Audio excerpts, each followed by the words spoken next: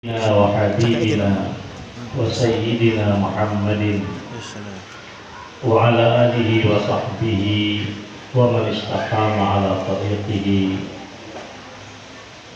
واستنى بسنته ودعا بدعوته إلى يوم الدين. أما بعد،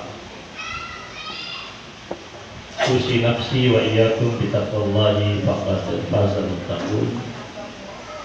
Pak Kiai Haji Syuadi yang saya muliakan selaku ketua pimpinan daerah Muhammadiyah Demak dan segenap jajaran bapak-bapak pimpinan, hadir membersamai kita Ketua Majelis Pendidikan Dasar Menengah dan Pendidikan Program Non-Formal, kemudian juga Pak Diki dari lembaga LP2M, Lembaga Pengembangan Pondok Pesantren Muhammadiyah. Saya lihat tadi juga ada Bang Zaki itu dari Wakaf, masih di Wakaf Bang.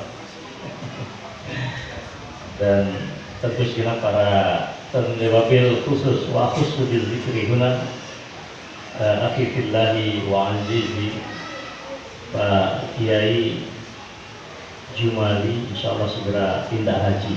Amin. Saya menjadi Kiai Haji. Saya bilang sama Pak Ketua PDN, Pak Kiai Jumali harus segera kita berangkatkan ke Mekah.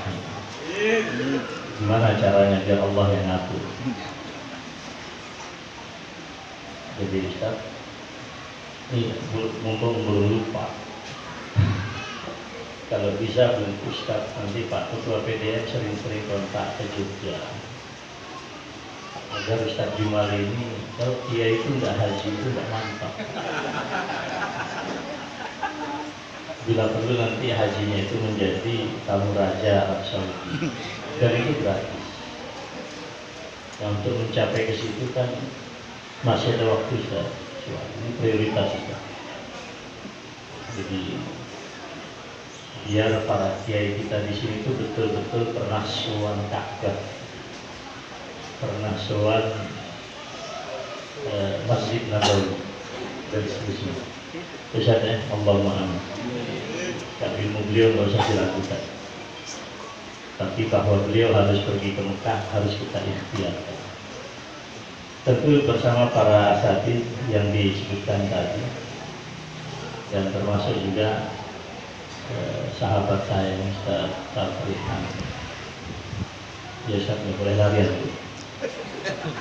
Medan perang sudah terbuka, sempat lari nanti dicari oleh Munkar dan Nakir. Ustaz Tafrihan. Tentu juga para segenap kiai, para sesepuh yang saya cintai, yang saya muliakan, para guru yang membersamai kita dan membimbing kita, dan juga pula secara khusus saya muliakan, saya cintai, saya hormati ibu bapak, para wali murid, wali santri kita. Luar biasa, selama saya keliling Indonesia, kalau ujian hafalan itu biasa, tapi di Muhammadiyah ujian i'rab kemudian menghafal matan al-jurmiyah itu baru sekarang. Barakallahu fiikum. Betul tadi saya sepakat Ustaz Syuadi, alias anak-anak kita ini grogi saja. Tapi kalau dari auranya itu untuk tingkatan apa nih Pak Yai Sanawiyah ini berbasis dari mana ini tinggal di Polres. Bahasa Arab dimudahkan oleh Allah, tapi secara teknis kalau Anda bisa bahasa Inggris, bahasa Jerman, bahasa Perancis, bahasa Italia itu biasa aja, biasa saja sih. Saya pernah diundang oleh Gajah Mada untuk mengevaluasi satu program studi bahasa. Semua mahasiswa yang belajar satu bahasa, insya Allah mereka dengan mudah memahami dan berkomunikasi dengan bahasa itu, kecuali bahasa Arab. Padahal jaminan bahasa Arab itu dimudahkan oleh Allah karena dia bahasa Al-Quran. Walaqad yassarnal Qur'ana lidzikri. Itu artinya juga semua yang terkait dengan Al-Quran dimudahkan oleh Allah. Jadi sehingga kecuali saya berani mengatakan orang yang bisa berbahasa Arab apalagi mengkaji kitab para ulama itu hidayah. Tapi kalau orang bisa pandai berbahasa Inggris, Jerman, Belanda, macam-macam itu biasa aja. Tapi bisa belajar Al-Quran, bahasa Al-Quran itu hidayah. Maka ini poin satu. Juga yang ini saya sampaikan kepada terutama kita sebagai orang tua. Indonesia kita ini nggak baik-baik saja, Ibu Bapak sekalian. Kita tentu berharap dan berdoa bahwa kepemimpinan yang baru besok itu bisa menghadirkan pendidikan Indonesia yang bertuhan dan bertauhid, yang sampai saat ini mohon maaf ya, semua dibicarakan di dalam pendidikan nasional kita, kecuali mereka tidak mengajarkan siapa Tuhan anak-anak kita. Mereka tidak risau bagaimana anak kita harus beradab dengan Tuhan, orang tua, dan masyarakat. Mengapa demikian? Peta jalan pendidikan kita sampai 2045 itu kedudukan Allah sebagai Tuhan yang mencipta itu memang dihapus. Jadi pendidikan kita ini berjalan tanpa filosofi dasar yang sangat prinsipil. Walaupun Pancasila kita mengatakan ketuhanan yang Maha Esa. Bagi Muhammadiyah, ketuhanan yang Maha Esa itu artinya tauhidullah. Tidak ada makna sila pertama kecuali wa ilahukum ilahu wahid. Tidak ada maknanya. Nah, prinsip dasar ini itu hilang di dalam roadmap pendidikan generasi emas kita. Hari ini Ibu Bapak sekalian, menurut data yang disampaikan oleh para pejabat kita dan para peneliti, Indonesia menempati ranking pemenang untuk judi online di dunia. Di dunia, 10% dari para pejudi itu adalah anggota Dewan Perwakilan Rakyat yang tidak terhormat. 10%. Anda bisa bayangkan. Kita berada di puncak yang sangat mengenaskan. Maka para ulama kita dan para ilmuwan kita mengatakan persoalan terbesar kita di Indonesia itu adalah the loss of adab, fuqdanul adab. Kita kehilangan adab. Ini yang terjadi sekarang ini. Nah, kalau ditanya mengapa bangsa kita ini, mohon maaf Pak, generasi pasca Pak Harto itu mereka tidak pernah mengenal tentang apa yang disebut pendidikan moral Pancasila yang dulu pada masa Orde Baru setidaknya itu dibacakan di talqin, dilatihkan, itu masih lebih baik daripada kemudian sama sekali tidak ada. Dan sekarang ya, hampir satu generasi dari pasca era yang baru ini, anak-anak kita ini kehilangan navigasi di dalam kehidupan.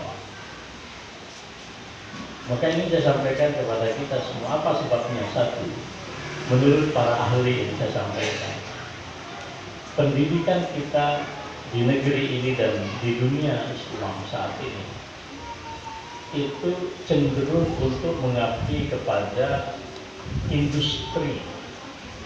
Pendidikan itu betul-betul diorientasikan di mana manusia itu dijadikan seperti robot.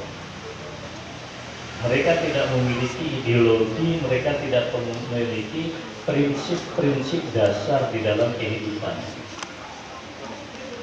Mohon maaf Pak, belum lama ini kami kunjungan ke Cina dengan Pak Sekretaris Umum PP Muhammadiyah. Kita pergi ke beberapa titik sentral ya.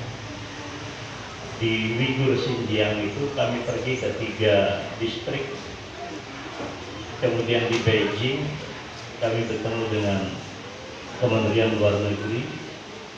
Kemudian di Shanghai kami pergi ke industri yang luar biasa, satu industri digital, Huawei, di pusatnya kami datang ke situ. Kemudian yang kedua adalah industri pesawat terbang.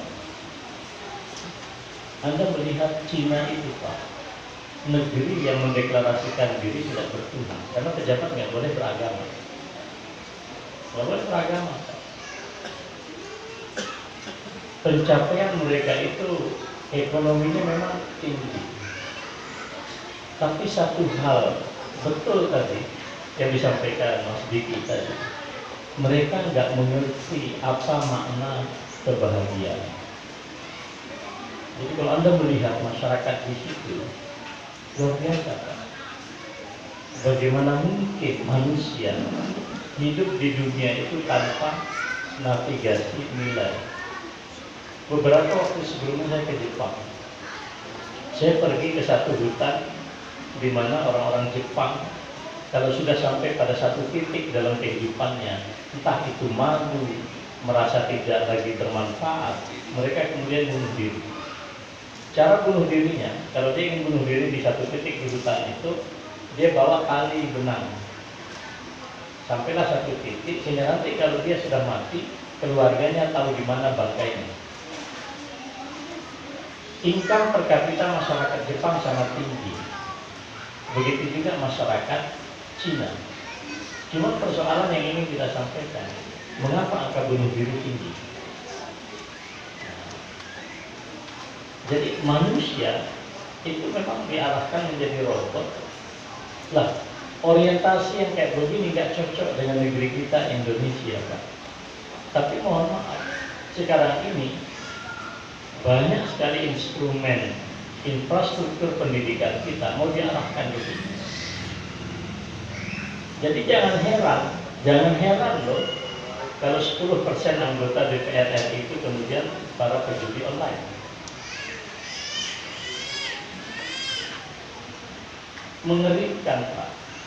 Sekarang ini angka kriminalitas semakin hari semakin tinggi. Dulu kelitian itu Pak, anak usia remaja. Sekarang anak SMP saja sudah bisa melakukan pembunuhan. Ini kan pertanyaannya, mengapa? Kalau kita bicara pendidikan, karena betul pendidikan kita diorientasikan hanya untuk menjadi tukang, bukan untuk melahirkan manusia. Ini poin satu. Nah, padahal di dalam Islam bukan berarti kita tidak dibolehkan untuk menggapai. Ini yang masukkan. Karena tadi saya catat Mas Diki, dari sekian narasi asatis ini satu kata kunci abad ini belum muncul. Digital itu belum saya dengar di Darussalam tadi dari semua uraian. Jadi bukan kita anti industri, bukan itu maknanya. Ya kan? Tapi di dalam Islam takwinur rajul saleh, al-waladus saleh itu menjadi prinsip utama kita. Maka anak itu menjadi soleh itu hanya dapat dilahirkan dari pendidikan yang masih meletakkan ruh sebagai basis daripada pendidikannya. Nah sekarang hal-hal yang bersifat rohaniah, hal-hal yang bersifat spiritual itu semuanya digunting di dalam ekosistem pendidikan kita. Sulit mengatakan ada guru tidak munafik hari ini. Mengapa? Karena memang regulasi dan sistem yang ada di sekolah mengharuskannya menjadi seorang sosok yang munafik. Berbagai macam instrumen dibuat hanya memenuhi tuntutan-tuntutan yang bersifat administratif dan tidak ada ruang bagi seorang guru atau dosen memikirkan seperti apa anak itu harus dididik. Mohon maaf Bapak Ibu sekalian, saya pernah jadi seorang kepala program studi. Anak itu ketika punya masalah itu datang kepada kita curhat. Tapi sekarang semuanya by system, Pak. Jarang sekali pertemuan yang bersifat fisik. Padahal Islam, mohon maaf, Islam gak pernah disampaikan oleh Nabi secara online. Islam disampaikan dengan cara talaqi, Pak. Talaqi itu tadi ada guru duduk sorogan, karena di situ transformasi nilai. Banyak orang pintar sekarang, tapi kehilangan ruang untuk saling menghormati. Orang saling menyesatkan, membid'ahkan, mengkafirkan, luar biasa. Coba Anda lihat sekarang di media online. Ada orang meninggal dunia, seorang tokoh misalnya. Perilaku digital kita luar biasa, Pak. Nggak punya nggak punya rekan. Hanya karena seseorang sosok itu misalnya bukan dari kelompok atau ormasnya. Ucapan-ucapan yang keluar itu sudah tidak terkontrol. Padahal yang mengucapkan ucapan itu juga orang-orang yang mengatakan belajar agama. Apa yang kurang? Bukan ilmu, Pak. Berkah ilmu itu yang dicabut oleh Allah. Maka ini ruh ini menjadi penting. Nah, ini yang tidak mendapatkan porsi di dalam ekosistem pendidikan kita, apa yang disebut dengan at-tarbiyah ar-ruhiyah. Tadi saya catat, alhamdulillah. Di sini lengkap sekali di sini. Al-bina al-fikri, al-bina ar-ruhi, bina al-adab wal akhlaq, bina al-syahsiyah. Kemudian al-bina al-jasmani yang disampaikan oleh Pak Yai Jumali tadi. Luar biasa. Di sini sudah paripurna. Maka banyak para ulama kita mengatakan, Al-Imam Az-Zarnuji dulu mengatakan, coba abad keberapa beliau beserta pilihan. Beliau sudah mengatakan, Ra'aitu katsiran min tullabil ilm yatlubuna al-ilm wa la yahsuluna ala maqasidihi. Sebabnya apa? Satu, li'annahum akhta'u tariqahum. Banyak orang berlomba-lomba masuk mencari ilmu, tapi mereka tidak mendapatkan apa puncak visi daripada ilmu. Padahal kata beliau, visi daripada ilmu itu apa? Ihya'us syari'ah wa tanwirul khalq. Bagaimana syariat Allah ini diamalkan di dalam kehidupan, kemudian qalbu kita ini menjadi hidup, nurani kita ini aktif. Ini tidak ada. Semakin tinggi orang sekarang, semakin mengkapitalisasi ilmunya untuk merusak bangsa ini. Rusaknya politik, di belakangnya adalah para ilmuwan politik yang tidak bertuhan. Yang tidak bertuhan belum tentu nggak muslim, Pak. Sekular dia. Tuhan diletakkan hanya urusan akhirat, sementara dalam ruang politik Allah tidak dilibatkan. Kerusakan ekonomi kita hampir bisa dipastikan di belakangnya itu para ekonom liberal. Kerusakan sosial kita hampir bisa dikatakan di belakangnya muncul para pemikir-pemikir yang sama sekali mengabaikan aspek yang bersifat moralitas itu. Jadi luar biasa. Kita ini dijebak pada satu ekosistem pendidikan yang transaksional. Nah, maka jujur saja ketika Pak Yai Soali datang kita ngobrol di Jogja, poin pertama yang saya sampaikan, dari mana pembiayaan Darussalam? Nggak usah saya bicara kurikulum, karena teman-teman ini saya sudah terasa dengan mereka. Urusan kita adalah urusan funding kita ini. Mohon maaf saya katakan, mengapa itu saya sebut? Ada jutaan orang, Pak, bermaksiat satu malam dengan berpuluh-puluh miliar uang. Anda ini di Pondok Darussalam, saya bertanya, berapa dana yang Anda siapkan? Enggak seberapa, Pak, bila dibanding investasi dana yang digunakan untuk bermaksiat di jalan Allah. Saya terhibur, bulan lalu saya pergi ke Manado. yang punya pondok Al-Husna itu. Bukan temanku, Purbalingga. Jadi Mas Diki, di Purbalingga itu total free 100%. Setiap angkatan ada 25 anak. Yang kemarin saya datangi itu pondok khusus putri. Tahu berapa umat membiayai pondok itu? Tidak kurang dari 150 juta. Makanya saya bilang, ini ustadz-ustadz kita, ini nggak boleh disuruh cari duit, Pak. Yang mencari dana itu adalah sistem yang ada di Muhammadiyah. Ketua PDM berdosa kalau tidak melakukan disuapkan. Ketua Lazismu berdosa, apalagi dikdasmen sama LP2M. Nomor 1 dicari bukan makir besok. Karena SK-SK ini sudah dipegang Mas Diki. Oh Mas Diki itu pengurus LP2M. Dan hari ini CCTV malaikat bekerja. Iya. Jadi mohon maaf ya Bapak sekalian, kembali kepada pendidikan kita. Ini Darussalam kita ini Pak. Ini pertaruhan kita, bukan pertaruhan PDM Ustaz. Bukan sekedar pertaruhan Muhammadiyah. Kita nggak bicara itu. Kita hanya ingin Pak, seperti Umar bin Abdul Aziz. Anda percayalah itu. Umar bin Abdul Aziz rahimahullah, seorang khalifah yang paling adil dalam sejarah Islam. Tentu setelah para khulafaur rasyidin. Pada hari-hari beliau wahwa ala firasyi mauti, di akhir hayat beliau, dan beliau sedang berada di atas ranjang kematian karena sakit. Dan beliau meninggalkan beberapa belas anak. Jadi bukan 2 atau 4 anak seperti kita. Apa kata para al-wuzara? Para pembantu beliau mengatakan, wahai khalifah, tuliskan wasiat bagi kami di atas secari kertas, agar dengan kertas ya, ini kami anggap wasiat dan ini perintah khalifah. Tidak semua anak ini yakni orang-orang kaya, tidak semuanya orang punya. Sebagian mereka orang-orang yang tidak punya. Maka setidaknya kalau engkau meninggalkan pesan, ini menjadi dasar bagi kami mengambil sebagian harta di Baitul Mal untuk kami berikan kepada anak-anak sampean setelah meninggalnya sampean. Apa kata beliau? Beliau menolak permintaan para menterinya itu, sambil mengucapkan ayat Al-Quran, Inna waliyallahu alladzi nazzala al-kitaba wa huwa yatawalla shalihin.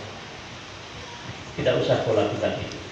Tidak usah minta surat rekomendasi atau wasiat dari khalifah. Karena Allah berfirman, sesungguhnya yang menjadi zat melindungi itu adalah Allah, dan dialah Allah yang menurunkan Al-Quran. Wa auladi in kanu salihin fallahu yatawallahu wa in kanu ghairu dzalik. Kalau mereka ini anak-anak soleh, Allah yang menjamin hidup mereka, bukan Umar bin Abdul Aziz. Tapi kalau mereka termasuk anak-anak yang tidak soleh durhaka, na'udzubillah, maka Umar bin Abdul Aziz tidak mau dicatat oleh Allah sebagai orang yang meninggalkan warisan bagi anak-anaknya lalu digunakan untuk bermaksiat di hadapan Allah. Itu visi Islam, Pak. Jadi kalau orang itu sudah menjadi orang soleh, apa yang sampai meragukan? Sering saya bilang, Idul Darabis saja dengan modal pantat bisa hidup. Masa anak-anak kita dengan Al-Quran kok ragu hidup? Jangan-jangan orang tuanya yang musyrik. Nahnu narzuquhum wa iyyakum. Kami yang menanggung rezeki mereka dan kalian juga. Akidah ini yang hilang Pak hari ini. Akidah ini yang hilang. Mengapa? Pendidikan kita semuanya berorientasi mekanik, semuanya berorientasi robot. Padahal Pak, mohon maaf, kita tidak mendahului takdir. Ada banyak profesi yang akan hilang ke depan. Mengapa? Semuanya diambil oleh artificial intelligence. Kami pergi ke perusahaan pesawat terbang di Cina, Pak. sangat sedikit sekali tenaga kerja. Mengapa? Yang bekerja itu semuanya robot dan manusia hanya ada di depan laptop. Semuanya mengoperasikan itu adalah robot. Mereka punya target 7 hari harus 1 pesawat jadi dan mengerjakan robot. Mengapa? Karena 54 pesawat itu sudah diorder, termasuk Muhammadiyah ditawarin pesawat, Pak. Ayo kemudian. Padahal 20 tahun yang lalu Pak, Cina nggak ada apa-apanya ketika Profesor Habibie sudah mendirikan Dirgantara ini. Hanya karena otak orang-orang koruptif di Indonesia, pesawat kita itu menjadi tidak terlaksana. Mohon maaf Pak. Sehingga para ilmuwan Dirgantara kita sekarang, kemana mereka lari? Mereka lari ke Boeing, mereka lari ke Airbus. Sebagian mereka juga ke Cina. Saya ketemu dengan manajer development daripada Huawei. Anda tahu orang mana Pak? Orang Brebes. Kang Rosyidi orang Brebes. Saya ya Allah, mengapa? Kalau dia pulang ke Indonesia, emang nggak ada harganya. Jadi profesi ke depan itu Pak banyak. Tolong dibuka lagi penelitian yang dikeluarkan oleh kalau nggak salah Microsoft. Ke depan Pak, orang yang betul-betul dicari oleh dunia adalah orang yang berkarakter. Orang pintar nggak akan bisa melampaui kemampuan artificial intelligence. Sekarang dosen bikin jurnal itu udah pakai itu Pak, aplikasi. Jadi sekarang ini kalau profesor nggak tahu juga kita pintar apa enggak, karena bisa saja semua karya-karya itu nggak mungkin seperti kitab yang dihafal anak-anak kita, Imam An-Nawawi nulis Arba'in Nawawiyah, nulis Riyadhus Shalihin, itu asli betul. Jadi mindset ini harus ada. Jadi tujuan anak yang ada di Darussalam ini liyakunu rijalan shalihin wa nisaan shalihat. Jadi visi utama kita apa? Anak kita ini menjadi anak soleh Pak. Kalau ini sudah kita pegang, sudahlah percaya dengan Allah. Seperti juga Umar bin Abdul Aziz. Ini bagi kita ini penting Pak. Mengapa? Anak saya semuanya di pesantren. Saya ngomong kayak ini anak saya di pesantren juga. Sudah nggak cukup pesantren lagi S1-nya di pesantren juga. Saya sangat yakin. Kemarin hari Kamis kami bakal audiensi dengan Syekhul Azhar, Grand Imam Akbar Al-Azhar, yang ditampilkan oleh Muhammadiyah, seorang qari'ah, anak remaja kita usia SMP atau awal SMA. Qadarullah, Ananda ini buta. Dia pernah ikut musabaqah internasional, diminta membacakan ayat Quran di depan Syekhul Azhar, sampai yang tidak bisa ditahan emosinya oleh Syekh Azhar. Apa kata beliau? Lau anni taraktu mansibati fi masyikhatil Azhar sa'arji ilal qarya wa aftahul kitab wa u'allimu tullabal Quran wa uhafizhumul Quran kitab Allah. Beliau itu emosional banget. Semua itu sedih. Kalau aku nanti sudah bisa meninggalkan jabatanku sebagai Syekhul Azhar, kata beliau, Syekh Profesor Ahmad Al-Tayyib Ustaz, saya akan pulang kampung, saya akan dirikan surau yang kecil saja. Tujuan saya hanyalah mengajarkan Al-Quran bagi anak-anak di desa. Itu seorang yang sudah pada posisi itu. Syekhul Azhar di Mesir itu jabatannya itu seperti Perdana Menteri, Pak. Perdana Menteri. Ini yang orang sekarang ini sudah hilang Pak dari orang tua kita ini, terutama orang tua yang milenial. Bapak Ibu, tahu nggak sekarang ini ada isu santri atau maaf pelajar itu berkurang. Ternyata kalau angkatan saya tentu di bawah angkatannya Pak Suali. Saya di angkatan tahun 70-an. 70-an kita itu masih berani nikah lah, agak nekat lah gitu. Walaupun telat ya. Saya kira Ustaz Taprihan juga nggak yakin juga saya nikah muda ya.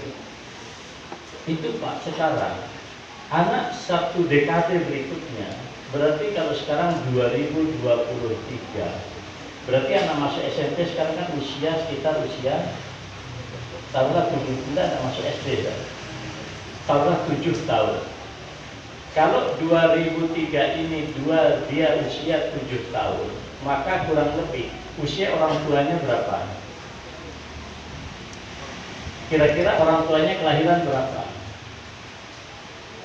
Itu kan kira-kira kelahiran tahun 80-an, ya kan? Kurang lebih 80-an, satu dekade setelah generasi kami. Karena anak saya sekarang sudah perguruan tinggi. Jadi kurang lebih segitu, Pak. Sekarang itu ternyata populasi kita ini memang sedikit. Yang akan menjadi ledakan demografi ke depan tahun 2045 itu anak-anak kita yang sudah SMP, SMA, perguruan tinggi saat ini. Dan ini sasaran yang dirusak habis-habisan sekarang. Regulasi dirusak, sistem dirusak, ekosistem juga demikian. Tanya aja guru-guru kalau nggak percaya. Apakah hidup mereka sibuk memikirkan anak-anak di sekolah? Tidak, Pak. Semuanya sibuk dengan dunia yang sifatnya mekanistik dan semuanya itu berujung pada uang. Wajar, Pak. Kemarin anak-anak SMP di mana itu digerebek, di kota mana kemarin, liputan dari Reskrim itu. Ada berita ini. Ditemukan 23 anak masuk ke satu hotel. Itu baru SMP, mereka sudah pesta seks. Luar biasa, Pak, dunia kita. Makanya saya katakan, ini menjadi sangat penting, Pak. Kalau anak kita ini soleh, jadi masa sih Anda ragu sama Allah? Kurang kafir apa Fir'aun, Pak? Dikasih jabatan sama Allah. Nah yang repot, ini anaknya di Darussalam, jadi santri Darussalam, dia nggak yakin kalau anaknya itu bisa survive di waktu yang mendatang. Itu yang saya katakan, kita ini memang kita nggak menyembah berhala, Pak. Tapi di dalam dada kita ini ada patung. Apa itu? Kita meragukan Tuhan. Banyak sekali, Pak, pekerjaan yang akan habis ke depan. Dan yang akan dicari ke depan itu orang-orang yang punya karakter, orang-orang yang punya moral ke depan. Mengapa? Keterampilan dan skill itu bisa dikerjakan oleh mesin. Di Cina saat ini perawat-perawat itu sudah didemonstrasikan. Bahkan yang datang pertama kali ke rumah sakit, dia ditemui bukan oleh seorang dokter, tapi sebagai seorang robot yang menjalankan fungsi dokter di layanan terdepan. Di Cina, karena susah mencari para ahli agama di Cina itu, maka kalau Anda masuk kuil di Cina, nanti ketemu dengan robot. Jadi orang itu kalau memohon sesuatu, dikasih robotnya itu, tapi robotnya sudah bisa membaca itu. Coba kayak begitu orang hidup sekarang. Jadi jangan terlalu memberhalakan dunia ini, tapi Allah akan dengan kuasa dan iradah. Tapi syaratnya satu. Mari kita jadikan anak kita ini anak-anak yang soleh. Dalam makna yang luas, dalam makna yang luas.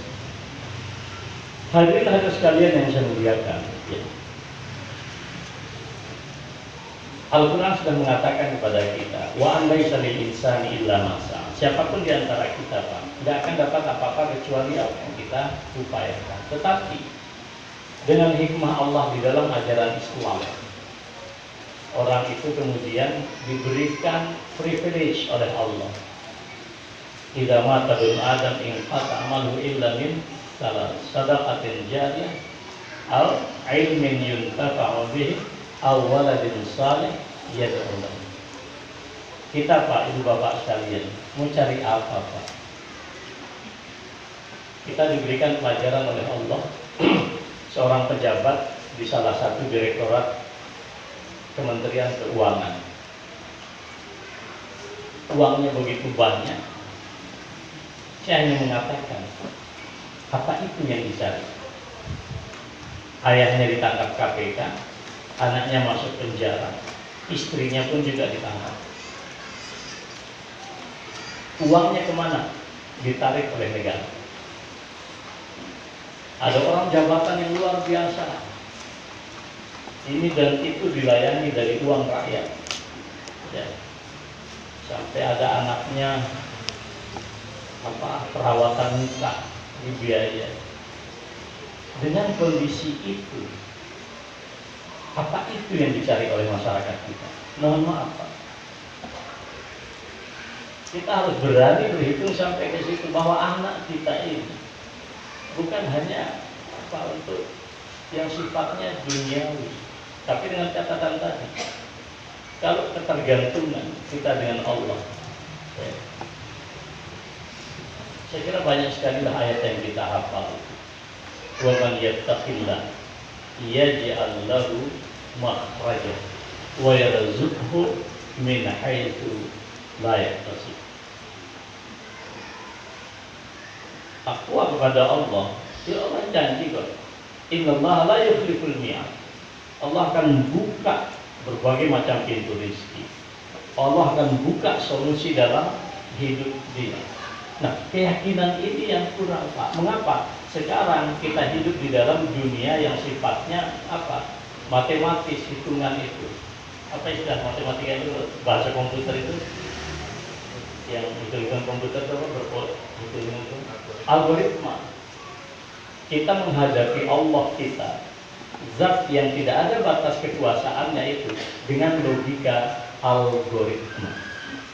Seolah-olah kalau kita memasukkan angka tertentu akan keluar juga seperti apa yang kita desain. Dan tidak begitu. Nah, jadi jemaah sekalian yang saya muliakan, kesadaran ini saya berpikir ini sangat penting. Kata Rasulullah SAW, hadis dari Sahih oleh Imam Al-Albani, khairu ma yukhallifur rajulu min ba'dihi salat, waladun salihun yad'u lahu, wa sadaqatun tajri yablughu ajruha, wa ilmun yu'mal bihi min ba'di. Jadi kita selalu mengingatkan hadis-hadis kayak gini sudah tidak banyak diyakini. Jadi saudara sekalian yang saya hormati, langsung saya baca lagi ya. Sampai kemudian saya bacakan hadis di sini. Sahih ala syarti Muslim. Man qara'a al-Qur'an wa ta'allamahu wa 'amila bihi, ulbisa yawmal qiyamati tajan min nur, daw'uhu mithlu dawi'isy syams. Wa yuksa walidahu allatain la taqumu bihim ad-dunya fayaqulan bima kusina fayuqal bi akhdhi waladikum al-Qur'an. Ada anak-anak kita yang belajar Al-Quran, mempelajari Al-Quran, mengamalkan Al-Quran, pada hari kiamat diberikan mahkota oleh Allah dari cahaya. Ketika mahkota ini bersinar, sinarnya melebihi daripada sinar matahari yang ada di dunia saat ini. Sampai kemudian kedua orang tuanya datang, dan kedua orang tuanya diberikan perhiasan oleh Allah. Kalau perhiasan ini dibeli oleh 9 naga di Indonesia, nggak sanggup mereka membelinya. Lalu mereka bertanya, bima kusina ya Rabb, amalan apa sampai kami diberikan perhiasan sedemikian ini? Kemudian dijawab oleh Allah Subhanahu wa taala, bi akhdhi waladikum al-Qur'an. Itu semata karena ada anakmu yang meluangkan waktunya untuk menekuni Al-Quran. Ya, kan? Jadi Bapak sekalian yang saya muliakan, kita kadang-kadang silau dengan para pejabat itu. Cuma kan tidak semuanya pernah ngobrol sama pejabat, Pak. Saya sering ngobrol sama pejabat, mereka hidupnya stres loh, Pak. Oh iya, Pak. Saya tuh punya teman bupati. Ini Bang Zaki ya, bupati. Tapi bukan bupati Demak pasti ya. Propertinya luar biasa, jabatannya luar biasa. Nggak boleh ini, nggak boleh itu. Kalau dia ingin makan yang sangat enak, semua teman-teman dekatnya di WA, tolong kumpul di rumah dinas, di rumah jabatan. yang lahap makan yang namanya tengkleng, yang namanya sate, pokoknya semua jenis makan yang enak itu teman-temannya. Beliau hanya bisa menatap dan menyaksikan. Dia bilang apa? Saya melihat kalian makan sudah kenyang. Kenapa? Sama dokter nggak boleh semuanya. Coba.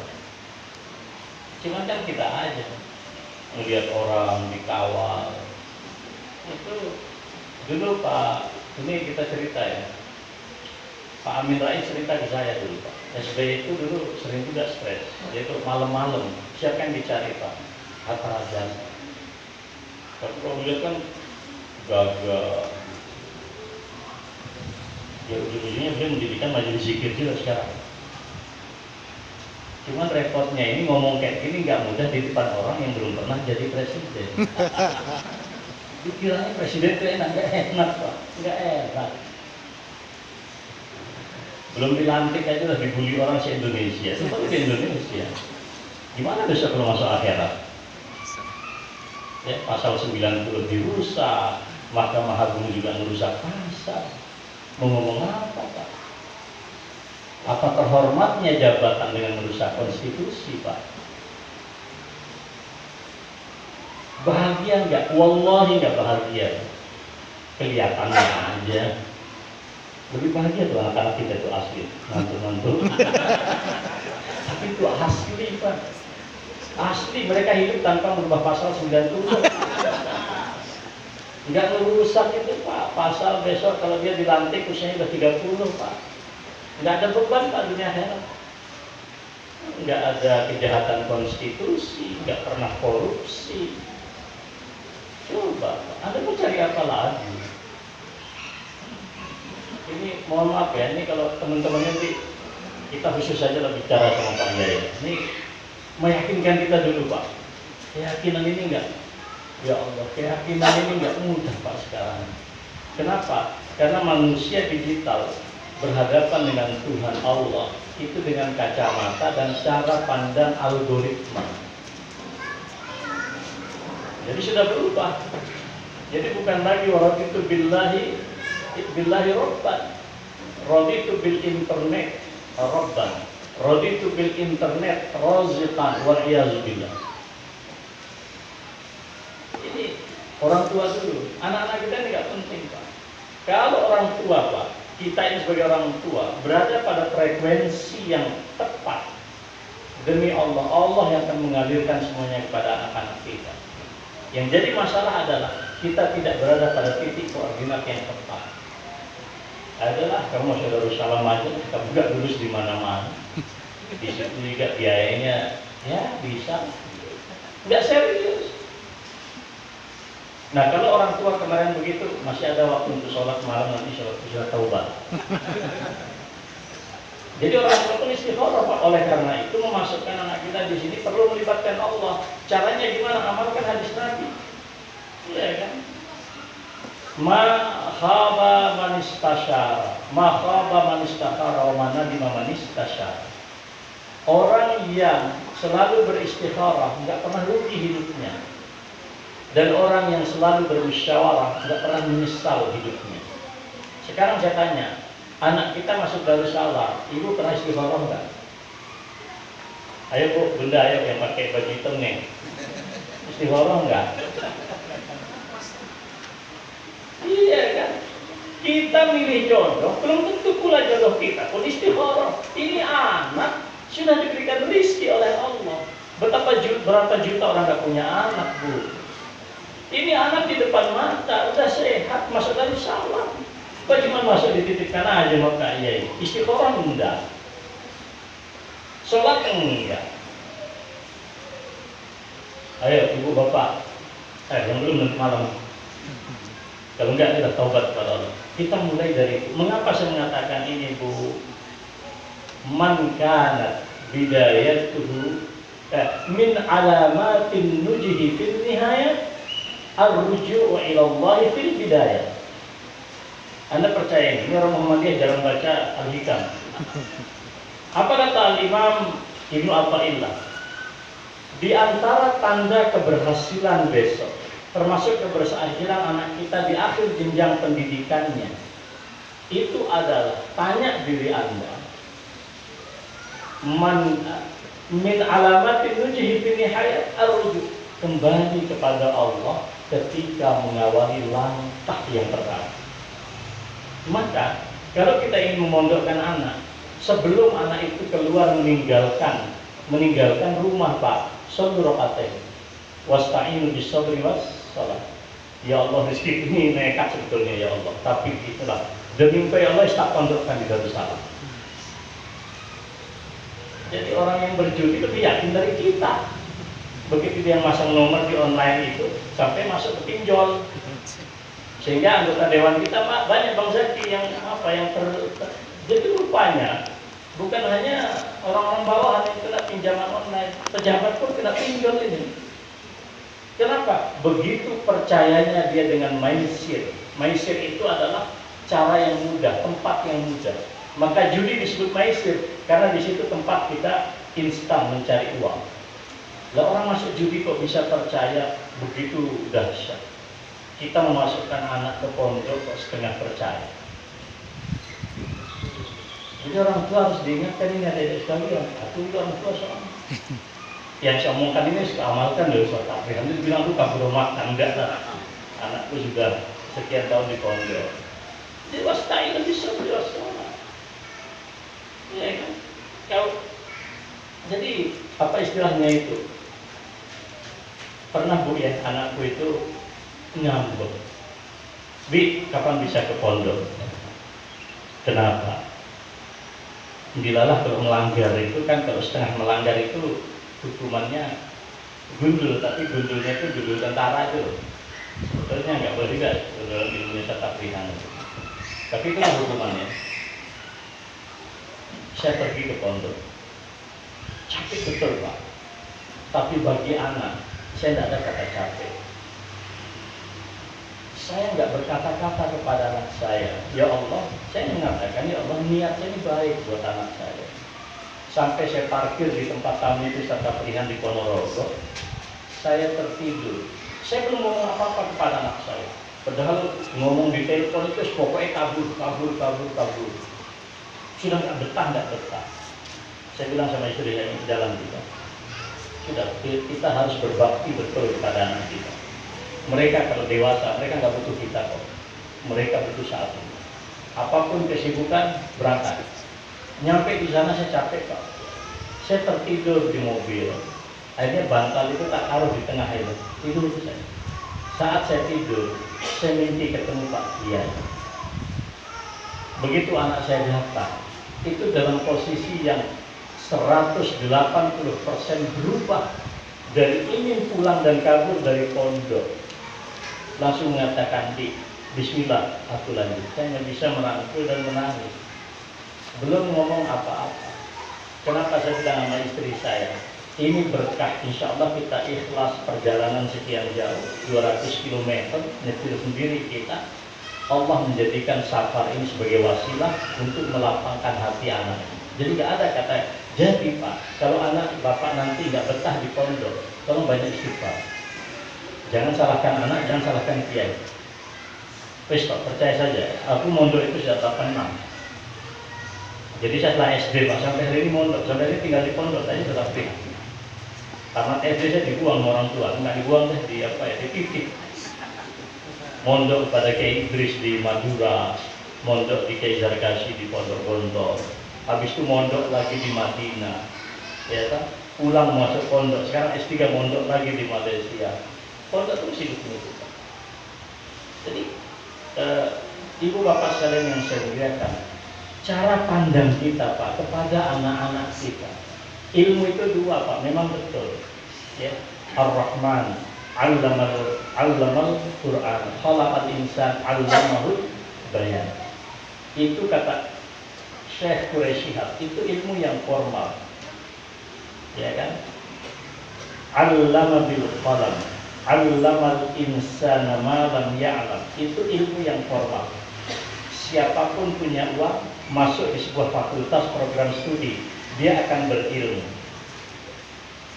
Tapi ada ilmu yang tidak perlu itu. Apa itu?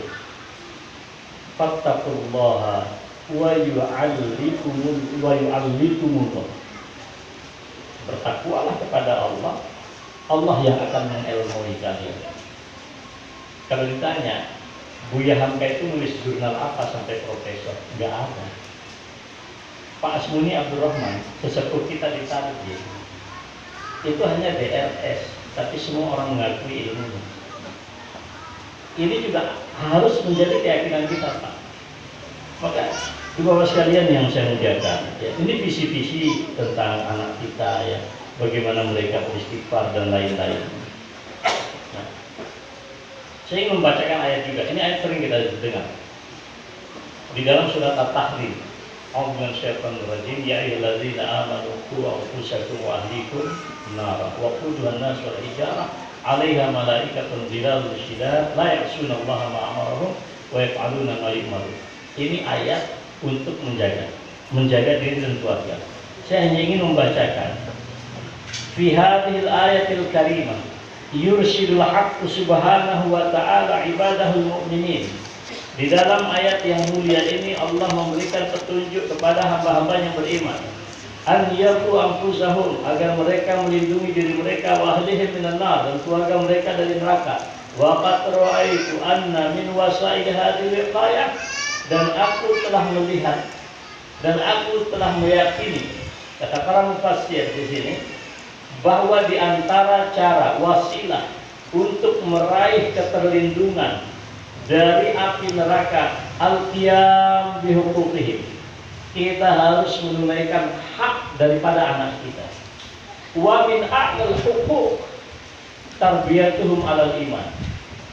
Hak yang paling tinggi daripada anak kita adalah menjaga iman mereka, menjaga fitrah mereka. Anak kita hitam, wal hitam minal fitrah. Iya kan? Sampai anak kita lahir, sebagian ulama diantaranya Imam Al-Baihaqi di dalam kitab Syu'abul Iman, walaupun Tarjih tidak mengambil pandangan itu, misalnya sampai lahir diazankan, nanti kemudian di telinga kirinya diiqamahkan, sampai nanti datang lagi waktunya dia 7 hari, kita beri nama yang baik, kemudian kita sembelihkan, kalau dia laki 2 kambing, kalau perempuan 1. Sampai kapan ini tergadaikan, bila mana kewajiban menyembelih akikah tidak ditunaikan. Semua kita tunaikan, dan anak kita pada masa mereka tidak mengerti apa-apa. Persoalannya adalah ketika anak-anak kita usia ini, mengapa kepedulian kita semakin kurang? Kalau anak kita bayi, Pak, na'udzubillah, mudah-mudahan Allah sehatkan kita, mati mereka, Pak, mereka dijamin oleh Allah ahlul jannah. Mereka tahta kafalat Ibrahim. Tapi ketika anak kita akhir balik, sudah paham siapa Tuhannya, mengapa kita abaikan mereka? Itu adalah al-qiyam bihuquqihim wa i'anatuhum 'alal bir. Kita bantu ini anak-anak kita khususnya untuk menunaikan kebaikan. Waqad akhrajal Imam Ibnu Abi Syaibah fi musannafih fi bab ma ja'a fi haqqil waladi 'ala walidihi min tariqi sya'bi qala Rasulullah sallallahu alaihi wasallam. Ya, ada satu hadis yang disampaikan Rasulullah, rahimallahu walidan. Allah senantiasa merahmati orang tua, a'ana waladihi, selalu tulus membantu anaknya, ala birrihi, untuk berbuat baik kepadanya. Jangan seperti peristiwa pada masa Khalifah Umar bin Khattab. Datang 2 ibu bapak kepada Khalifah, dia caci maki anaknya di depan Khalifah. Semua keburukan anaknya disebut. Khalifah mengatakan, bolehkah aku bertemu dengan anakmu? Silahkan Khalifah. Datanglah anak itu di hadapan Khalifah. Apa katanya? Wahai Khalifah Umar bin Khattab, apa yang dikatakan oleh orang tuaku tentang keburukanku semuanya benar. Tapi izinkan aku berkata ya Khalifah, bagaimana aku bisa berbakti kepada orang tuaku dan berbuat baik kepada orang tuaku, sementara dia tidak pernah mengajarkanku kebaikan. Masukkan Darussalam aja tidak. Apa kata Umar bin Khattab? Kalian berdua lebih dulu durhaka kepada anakmu daripada anakmu durhaka kepada. Ngomong apa kita? Mengapa ini saya sebut? Hari-hari ini di era digital, orang tua nggak peduli sama anak. Sekarang saya tanya Pak, Bapak Ibu, kita punya sosial media, anak kita punya Facebook, punya Instagram. Sekarang saya tanya, siapa yang dudukkan anaknya di depannya lalu berkata, apa statusmu hari ini? Siapa yang kau follow di Facebook? Siapa yang kau follow di Instagram? Siapa yang kau follow dan siapa menjadi followermu di X, dulu Twitter? Angkat tangan yang sudah melakukan itu. Berat Pak.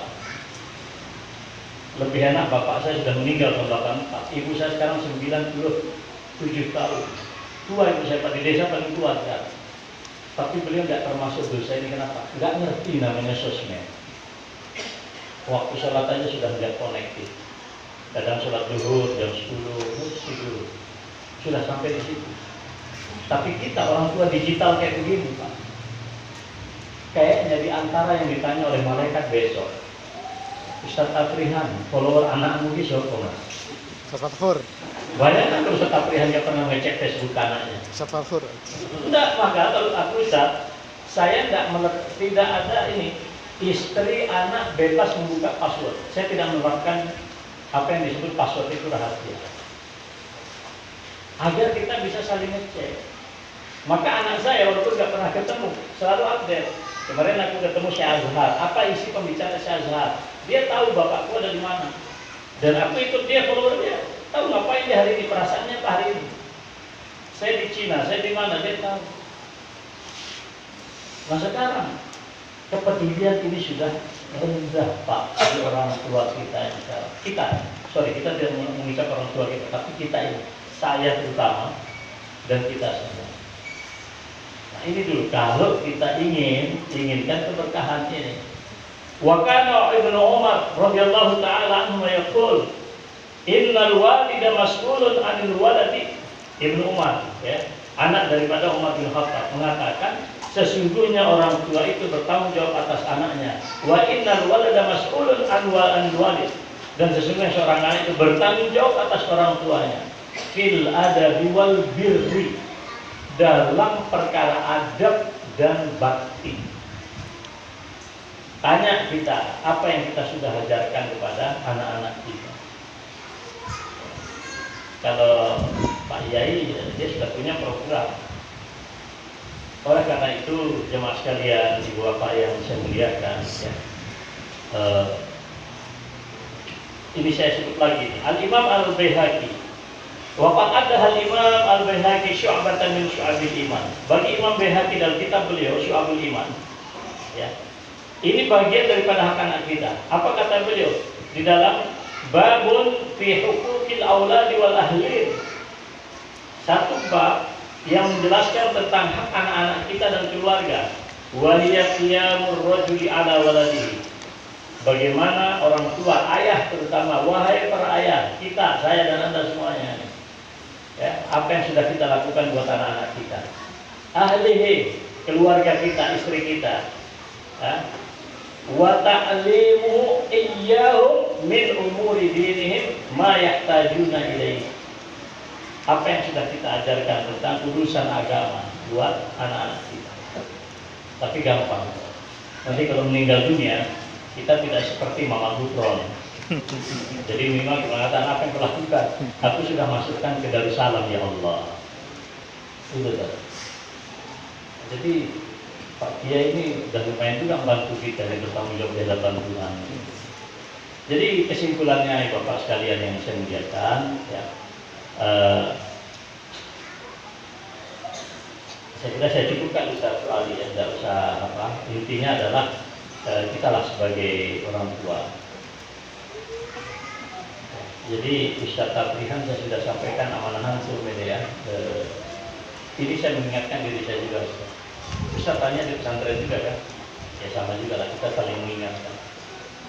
Ya jadi intinya itu tadi yang paling pokok itu Bapak sekalian, kalau kita menginginkan kesuksesan bagi anak-anak kita, mari kita kembali, mumpung masih awal banget, kita kembali kepada Allah Subhanahu wa Ta'ala.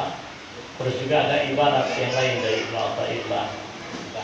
Kalau kita ingin mengetahui seberapa derajat kita di hadapan Allah, maka mari kita bertanya kepada diri kita masing-masing, seberapa mulia Allah di dalam diri kita dan di dalam diri anak-anak kita. Sekarang anak-anak kita ini sudah komitmen, terbukti tadi sudah luar biasa, tinggal kembali kepada kita. Mari kita bangun energi yang positif sehingga ada alasan Allah untuk menyetrum anak-anak kita ini. Ya, namanya berpisah itu berat ibu bapak sekalian. Jadi hidupnya jadi santri. Ya, bahkan orang tua pun juga sudah meninggal dunia dan seterusnya itu. Tapi insya Allah kita hanya berharap keberkahan. Amin. Nah kemudian terakhir buat teman-teman, bagi pengelola daripada Darussalam ini ada juga sih, tapi saya hanya sampaikan poin-poinnya saja Ustaz. Disampaikan oleh Bapak Ketua Umum, terutama menyangkut masalah pesantren kita. Untuk khusus anak-anak kita, saya pikir Ustaz,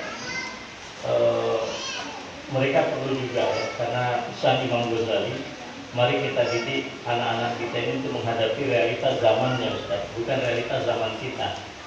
Saya kelahiran tahun 70-an, Ustaz Suadi tahun 50-an, 60-an. Nah zamannya Ustaz Suadi ada depan dengan sekarang, tapi anak-anak kita ini nggak bisa. Oleh karena itu saya konkret saja sarannya itu Ustaz, jangan semuanya selalu mengundang orang dari luar kota, berat biayanya Ustaz. Mengapa kita tidak melakukan training itu secara online?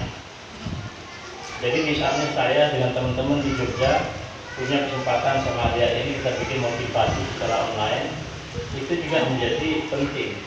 Kita pertemukan mereka dengan apa-apanya lah praktisi, terutama yang hidup dalam dunia yang kayak begini, ini penting juga Ustaz, ya, sebagai mungkin ekstrakurikuler mereka. Jadi tidak hanya fokus pada termasuk juga apa yang harus mereka siapkan tentang dinamika zaman yang kayak begini. Ini penting. Training tidak, kecuali kalau memang ustaz-ustaz kita ada di sini nggak ada masalah, mendekat. Nah, pertama yang saya sampaikan ini terakhir ya, pondok pesantren kita Darussalam ini harus punya visi kemajuan. Ya, jadi kemajuan itu bisa terukur Pak. Jadi dari infrastruktur, dari Pak Mas Diki, fasilitas pembelajaran, tidak apa-apa gedung kita kayak begini, tapi dipastikan kalau ada komunikasi secara online, kita pastikan wifi-nya itu bagus. Tadi saya dengar anak-anak SMA sudah boleh membawa laptop di sana. Maka pastikan setiap anak kita itu punya akun sosial media yang dengannya dia berdakwah. Saya pergi ke satu pesantren Muhammadiyah di Sulawesi atau di Maluku lupa, itu malah dijadikan lomba. Setiap bulan itu ada santri terbaik di dalam dunia maya. Bapak, hadiahnya nggak banyak-banyak Ustaz. Hadiahnya kasih 5 bungkus supermie sudah cukup. Anak-anak kita nggak butuh itu Ustaz, tapi apresiasi penting. Jadi jangan pula kemudian mereka dikunci dari realitas digital, jangan sampai Pak. Nanti mereka kalau keluar itu tidak siap. Tinggal nanti diatur seperti apa. Jadi visi kemajuan, kemodernan ini juga menjadi sangat penting ya. Kita tidak perlu istilahnya Pak Haidar Nasir itu anti dengan gelombang zaman. Kita yang mengarungi gelombang ini sesuai dengan arus. Arus ini butuhnya perahu yang seperti apa. Jangan sampai arusnya begitu deras kita cuma pakai batang pohon kayak kami dulu di kampung, pohon pisang, tidak cukup. Nah ini nomor satu ini. Visi kemodernan Islam saya kira juga penting. Juga terkait dengan kemodernan ini kita diingatkan, walaupun kita fokus pada pembelajaran seperti ini, tapi jangan sampai kita juga terjebak pada dikotomi. Lalu anak-anak kita ini tidak dipahamkan bahwa selain ilmu alat bahasa Arab syariah, tapi ilmu dunia ini juga penting. Jadi saya kira kita nggak bisa juga mendikte Allah semuanya harus menjadi ulama. Saya kira nggak bisa juga. Kita harus beri ruang, suspensi. Jangan sampai dari sini dicekoki, tiba-tiba tidak menjadi apa, kita tidak tahu takdir Allah. Maka skill dan seterusnya itu juga harus dipahamkan pada anak-anak kita. Yang kedua, juga yang sering diingatkan, ya, fasilitas belajar ini, ya, fasilitas belajar dari sedini mungkin kita tata, ya, dan seterusnya, infrastruktur yang maju dan modern, ya. Anak-anak kita nyaman, tidak perlu pakai kasur yang mahal, tapi pastikan bahwa itu sehat dan bersih. Karena ini penting Pak, tidur itu fitrah manusia. Jangan sampai anak-anak ini kita tidur hanya di atas tikar. Itu bukan zuhud, itu kebangetan.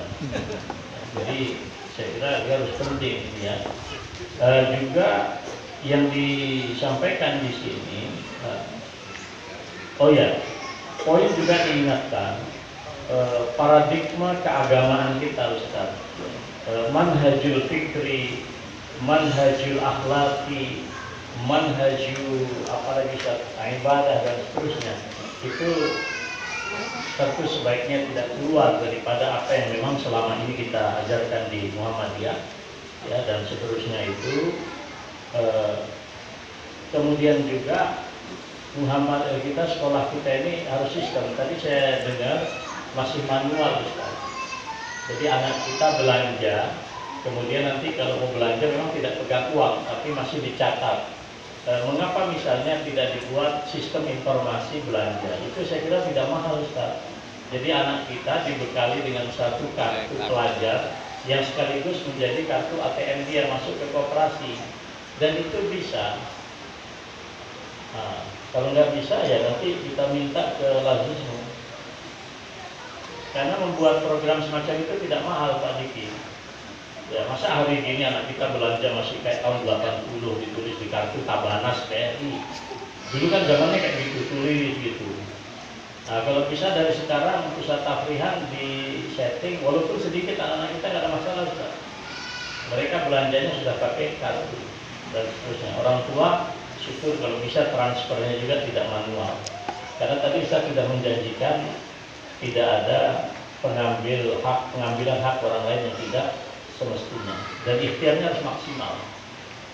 Jadi kalau memang di sini cashless, di sini tidak ada transaksi cash dan tidak ada simpanan cash, maka anak-anak kita konsekuensinya anak-anak kita difasilitasi dengan sistem. Nah, sistemnya itu sistem digital. Saya kira MBS, Tazaka itu semuanya sudah pakai itu secara tampilan, itu teman-teman kita semua. Ini masuk ke sistem yang bagus. Juga diingatkan oleh bapak-bapak kita di Muhammadiyah, tetap misi utama kita apapun yang menjadi visi utama kita itu, bagaimana ijadul mujtama al-muslim, mewujudkan masyarakat muslim, sehingga anak-anak kita nanti ini walaupun ala kadarnya ini mereka jangan terpisah dari masyarakat.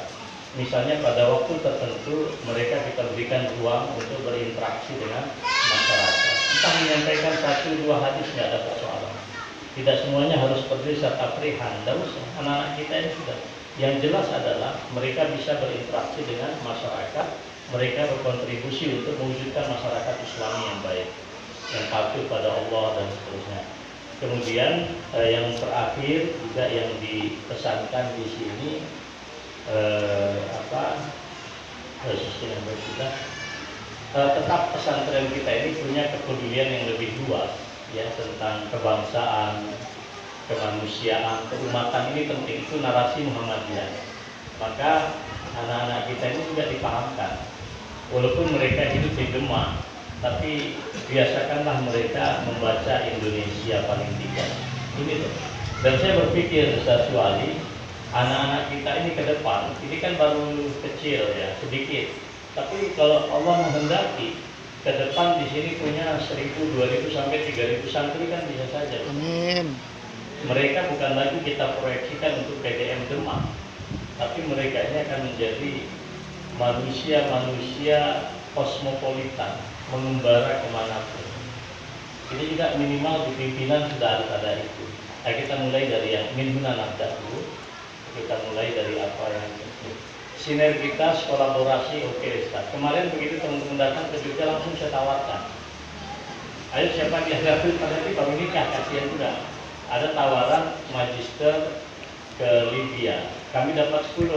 Ustaz Ali Hidayat ngambil 5 diserahkan kepada kita. Alhamdulillah sampai tadi malam saya komunikasi dengan Ustaz Ali dalam proses visa pelajar Ustaz. Ini juga kaderisasi maksud saya penting. Jadi ini kan dari Arroyah nih, yang itu dari dua ya. Arroyah itu sudah settle, dia punya sistem untuk teliti, untuk nah Darussalam kita coba mulai Ustaz. Bolehlah koneksi dengan tablik aja karena kami punya program itu dan harus merelakan memang anak kita harus dihijrahkan ke bumi para nabi. Kemarin di PP Syekh Lazar ngasih 10 beasiswa. Ini kalau Ustaz Su'ali ini saya kira langsung aja telepon ke Syekhul Muhammadiyah, Sekretaris Umum, minta 1 jatah untuk untuk jemaah. Ya harus ini karena malaikat tidak diciptakan ngurusi sekolah itu. Mereka mendoakan kita, tapi doa malaikat kan sesuai dengan ikhtiar. Nah, ini saya sudah bocorkan itu.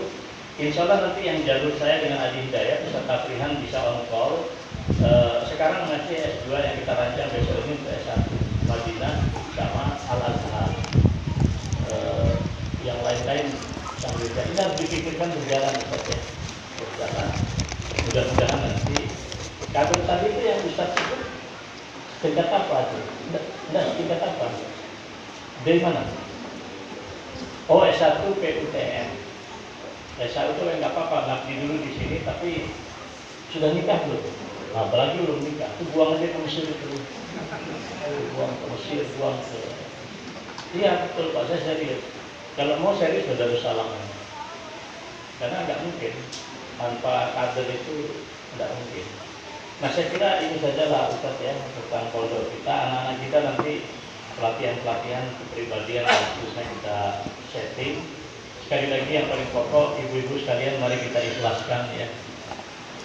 Dan tidak lupa juga, insya Allah lah, seberapapun dana yang kita investasikan di sini, Allah akan mengganti. Bahkan saya ingin menyebut satu ayat Mas Diki, ya. Wala tuti'il kafirin wajahidhum bihi jihadan kabira. Ini jadi hiasan lisan saya di mana-mana saya tampilkan. Ayat ini perintah jihad, tapi turun di Mekah Pak. Padahal jihad fisik itu belum disyariatkan kecuali di Madinah. Jadi Pak, wala tuti'il kafirin. Jangan kalian taati orang-orang kafir. Wajahidhum bihi jihadan kabira. Lawan mereka, berjuang, berperang dengan Al-Quran, dengan jihad sebesar-besarnya jihad. Maka para ulama mengatakan, apa yang dimaksud dengan wajahidhum bihi jihadan kabira itu menunjukkan al-jihad fi sabilid dakwah, wal jihadu fi nashril ilmi, wal jihadu fi tarbiyati wat ta'lim, wa ma asbahu dzalika min al-a'mal at-thayyibah wal khairah, hada min amril jihad fi sabilillah.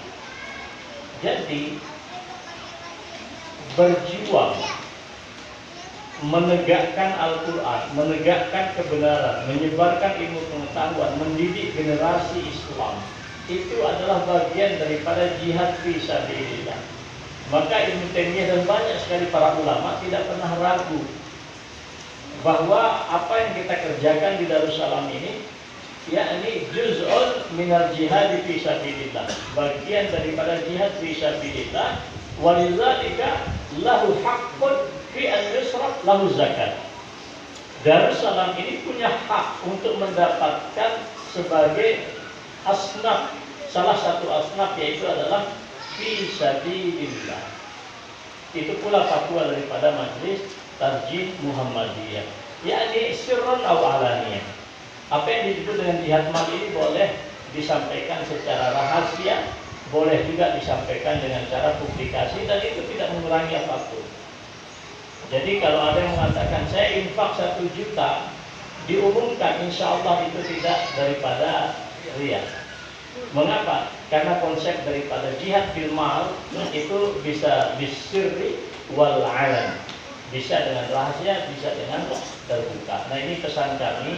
Oleh karena itu teman-teman khususnya di Lazismu berkali-kali saya sampaikan untuk memberikan kepeduliannya tentang jihad yang sangat besar ini, jihad fi sabili nasril ilmi wa da'wati ilallah, menyebarkan ilmu dan melapangkan dakwah kepada Allah Subhanahu wa taala. Demikian juga kalau kita punya aum Ustaz ya, ada amal usaha yang memiliki kelebihan rezeki berupa CSR, itu adalah bagian kewajiban mereka untuk membackup kita. Nasrun minallahi fadlun qarib wa basyiril mu'minin. Wa sallallahu ala nabiyyina Muhammad. Barakallahu fikum. Wassalamualaikum warahmatullahi wabarakatuh.